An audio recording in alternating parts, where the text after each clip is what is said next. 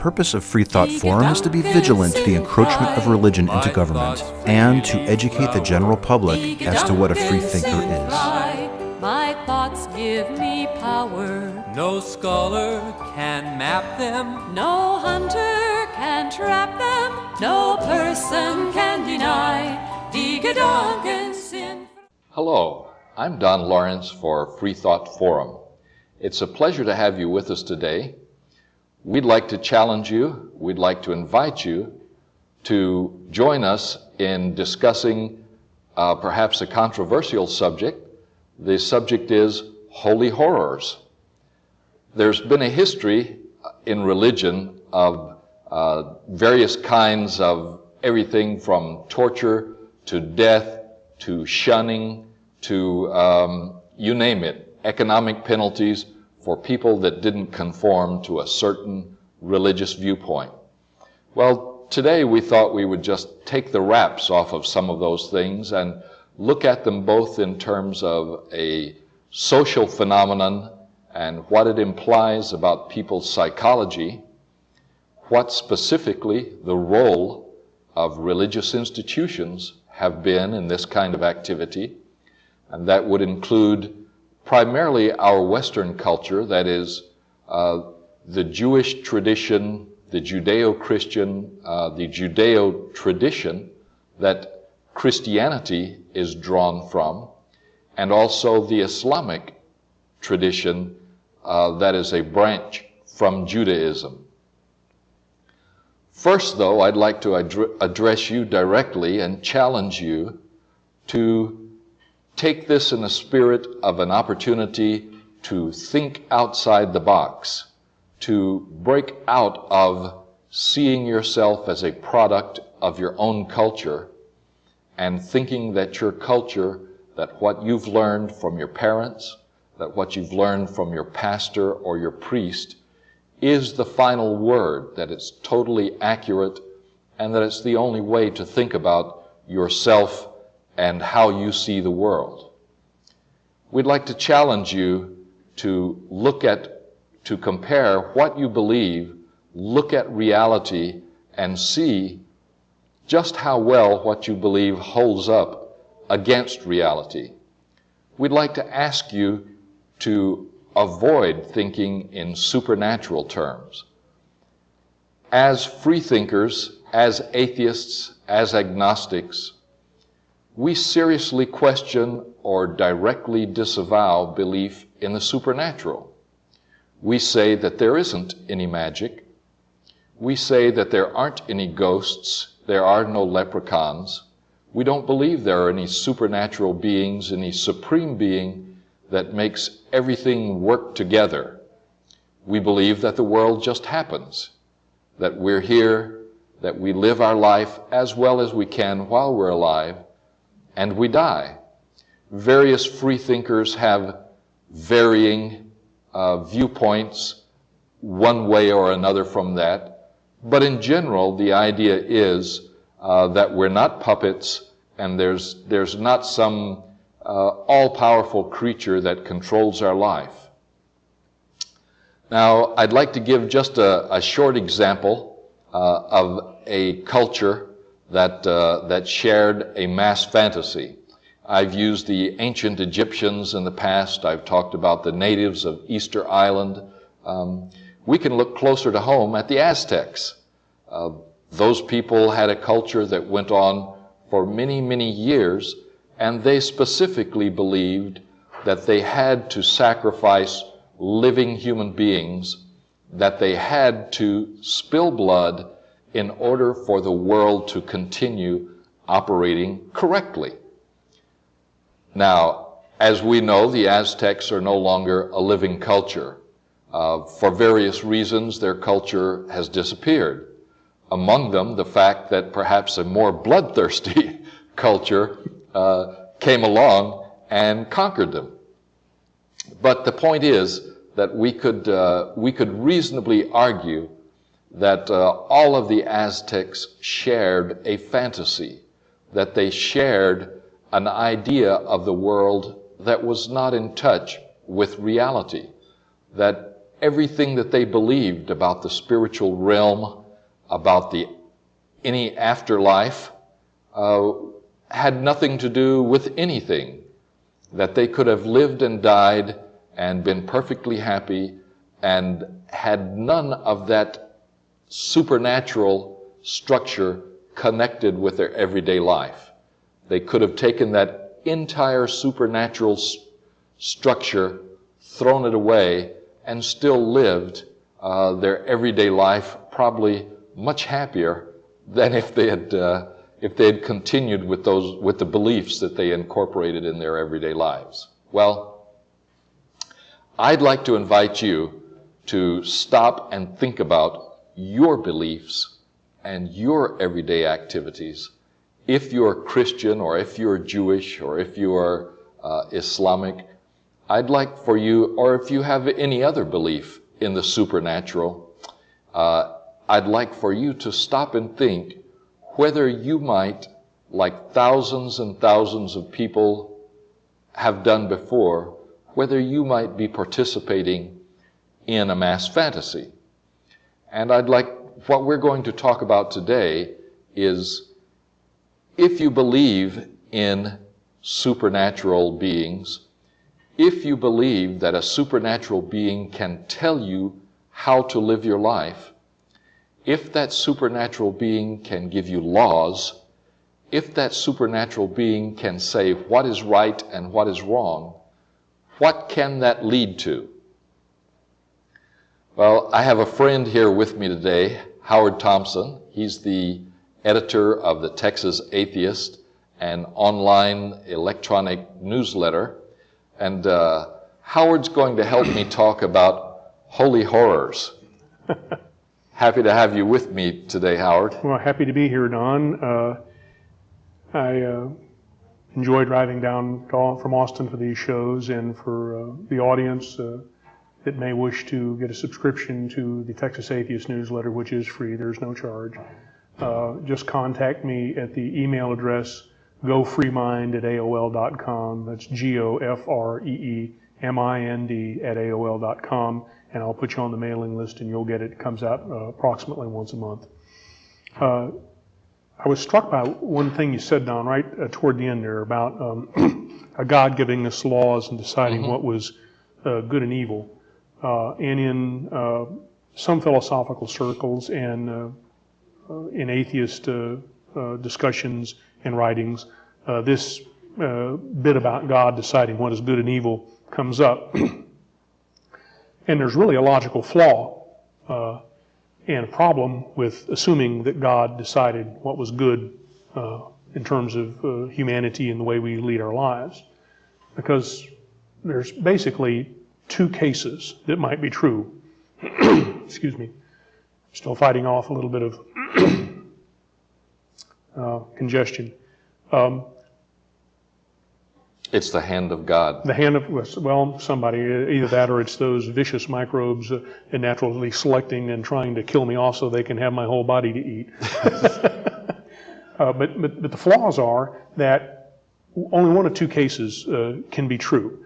Either what was good and God just went and said, do what is good, which means that good existed without God saying it, or God picked what was good and just told us to do it, and then God could have picked anything He wanted to tell us, and it's only because God picked us that we do it, and it has no connection to anything that we might think of as ethical or moral. And I think that puts those who want to get their laws of right and wrong behavior from God's in a tough spot, because if in fact good existed and God just pointed it out to us, then we didn't need God for it. Absolutely. And what strikes me so much about what you just said is the idea that that God picked out, God said what was good, and so people are just following God's directions. Well, following that line, I just happen to have with me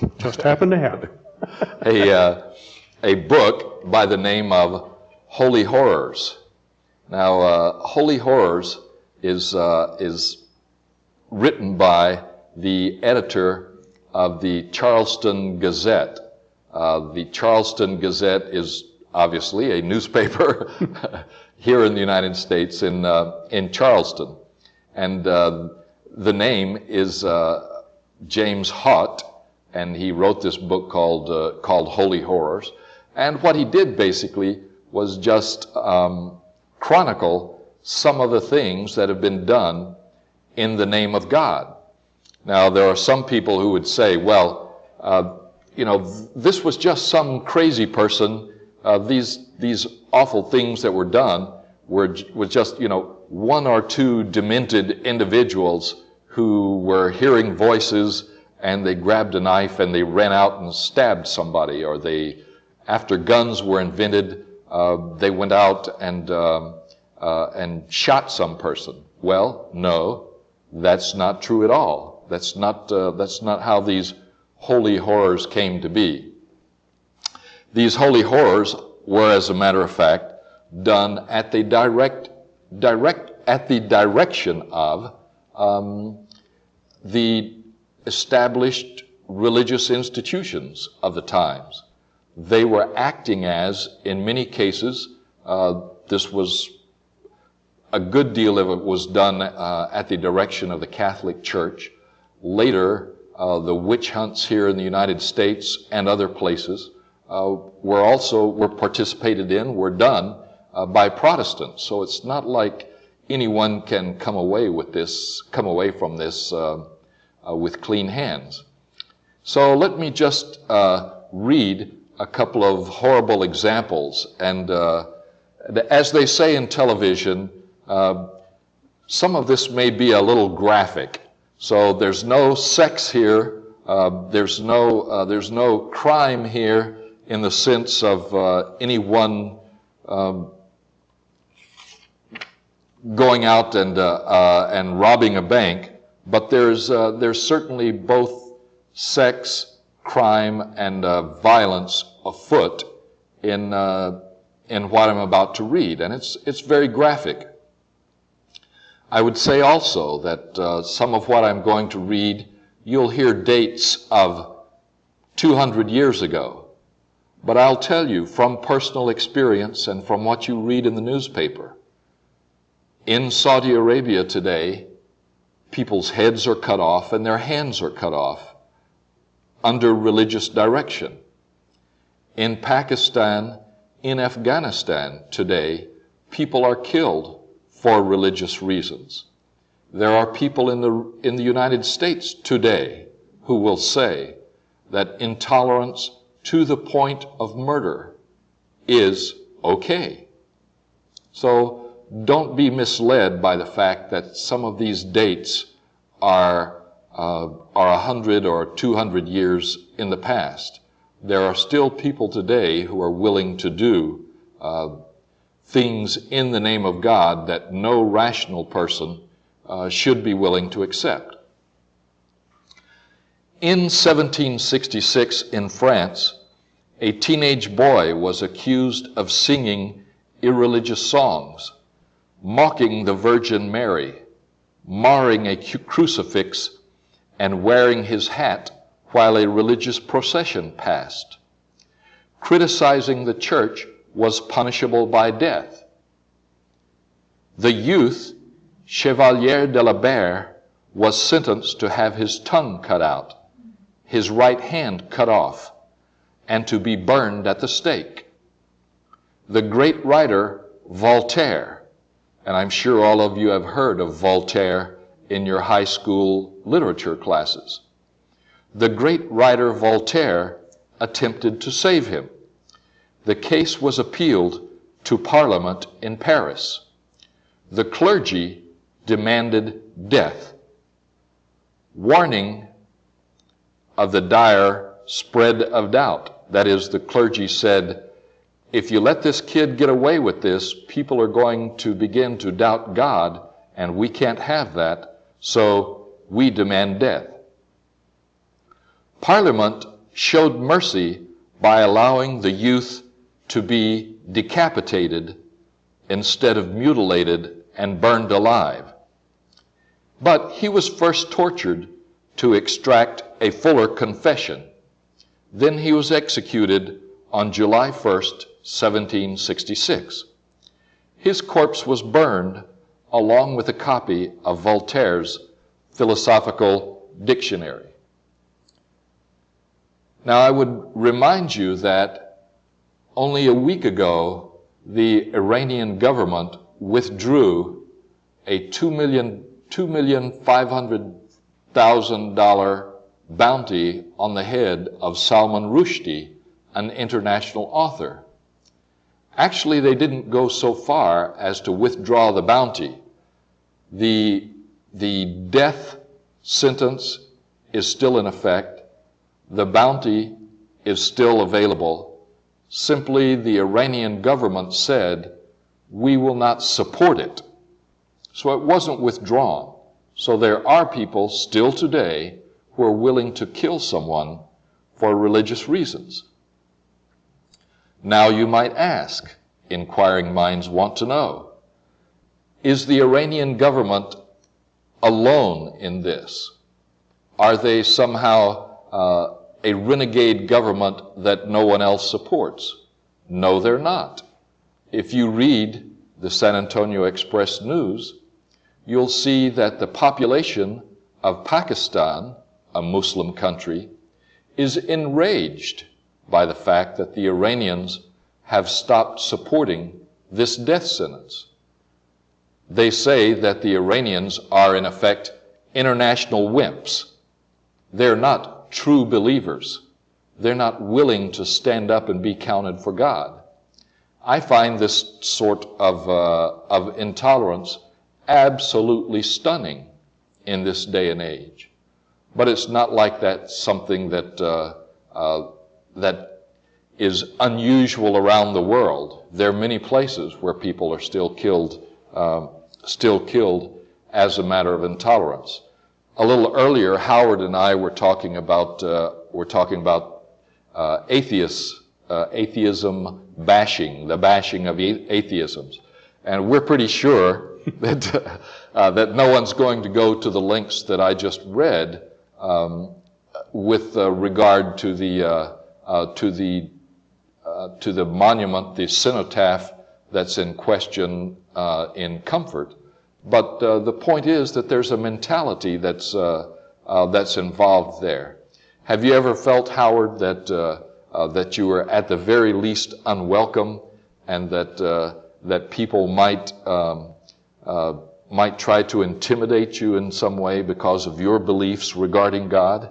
Well, most recently, the 650 people who signed the petition to keep the Freethinker cenotaph out of Comfort made me feel that way. But while you were reading that, I was thinking of a case, excuse me, a case that was a little more recent in time. We've all been aware in the news of the violent attacks against clinics that perform abortions and the murders of doctors who perform abortions. And this is religiously motivated by people who revere the Bible and think of themselves as good Christians who are saved in their love of Christ. One of the little facts that popped in my mind while you were talking was a poll that got published, was about a year and a half, 2 years ago, in USA Today, the national newspaper.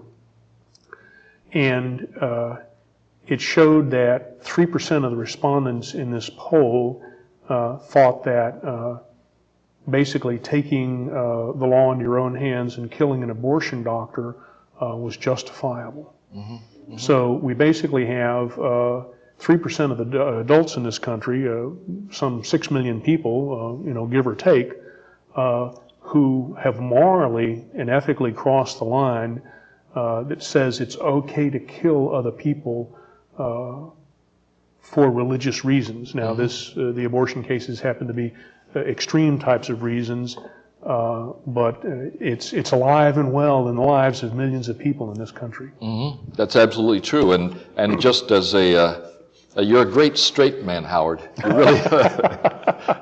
Well, everything you wanted to know about holy horrors is in this book. I will do the Ed McMahon for you. Another book that I wanted to talk about that many people are familiar, I'm sure, with the author of this book, Carl Sagan. And Carl Sagan spoke on many subjects, but he went a long way toward debunking conspiracy theories, toward discrediting psychics. He would go on and on. He would use he said he never said the word billions and billions, but he would use lots of long sentences to try to make clear that pseudoscience is still alive and well today. And one of his recent books, The Demon-Haunted World, has a few paragraphs that deal exactly with that subject. And so I want to read briefly from The Demon-Haunted World. Actually, it's not so briefly. I'll read I'll read a fair amount. But one of the things that he points out is that there are still people today that are willing to kill in the name of God. But what I want to start with is his description of what was done to people during those horrible times. And I'm here to tell you that there are still people all over the world today that are willing to do some of these kinds of things. So this is a description of the techniques of the Inquisition.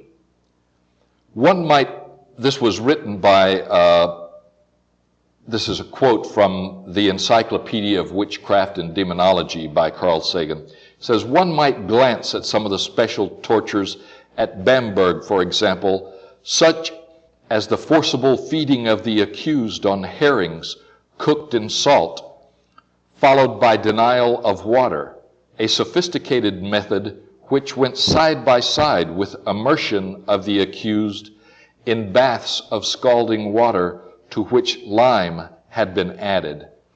Other ways with witches included the racks, the heated iron chair, leg vices called the Spanish boots, and large boots of leather or metal, into which, with feet in them, of course, was poured boiling water or molten lead.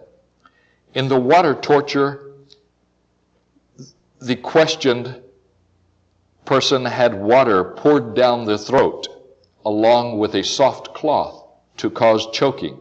The cloth was then pulled out quickly so that the entrails would be torn. The thumb screws were a device designed to compress the thumbs or the big toes to the root of the nails, so that the crushing of the digit would cause excruciating pain. And so he goes on at some length describing these tortures. And then he asks, all of this, he says, the witch mania was shameful. And how could we do it? How could we be so ignorant about ourselves and our weaknesses? How could it have happened in the most advanced and the most civilized nations then on earth? Why was it resolutely supported by conservatives, by monarchists, and by religious fundamentalists? Why was it opposed by liberals, Quakers, and followers of the Enlightenment? If we are absolutely sure that our beliefs are right and those of others are wrong, that we are motivated by good and others by evil, that the King of the universe, that is God, speaks to us, and not to adherents of different faiths or different beliefs, that it is wicked to challenge conventional doctrines and that it's wicked to ask searching questions, and that our main job is to believe and obey, then the witch mania will recur in its variations down to the time of the last human being. The implication is that improved public understanding of superstition and skepticism might somehow help to short-circuit this whole train of causality. If we fail to understand how it worked in the last round, we will not recognize it as it emerges in the next. So this is the concern when we talk about holy horrors, when we talk about the kinds of atrocities and the kinds of activities that people can do in the name of some supernatural being. This is the concern, that we won't recognize it when it begins to rear its head again, and that we will cling to claims of divine direction, that we will listen to the very people, the people of Judaism, of Catholicism, of Islam, good though the individual members of those religions might be, that their claims to divine direction may result in the same kinds of horrors and atrocities again. Well, Howard, I stood true to my promise to read at length from Carl Sagan. So my lengthy readings ran us out of time there. I had hoped to read from one more book, and I'll just refer to it briefly. This book is available from a publisher in Houston. It's the JAB Publishing House, and it talks about X-rated subjects and violence in the Bible. And one of the incidents that I had hoped to go over at some length was when King Saul was going to give his daughter to David, only if David would deliver the foreskins of 200 Philistine warriors to King Saul. Well, David, true to biblical tradition, outdid himself and in fact delivered 400 foreskins to King Saul. That's a bit much, but that shows you what length people can go to. Thanks for being with us, Howard. Glad to be here, Don. We're going to leave on that note. It'll give at least 50% of our viewers something to think about. Thanks for being with us on Freethought Forum. It's a pleasure to have you with us. Our intention is to get you to think outside of the box, to rethink your culture, and to go over some of the things that you've always taken for granted, and to seriously wonder, am I living in a fantasy? Is there something that I need to think about differently? We challenge you to think outside the box. We want you to be a free thinker. Please be with us again. This is Don Lawrence for Freethought Forum. I think as I please, and this gives me pleasure. My conscience decrees, this right I must treasure. My thoughts will not cater To duke or dictator, no person can deny. Die Gedanken sind frei.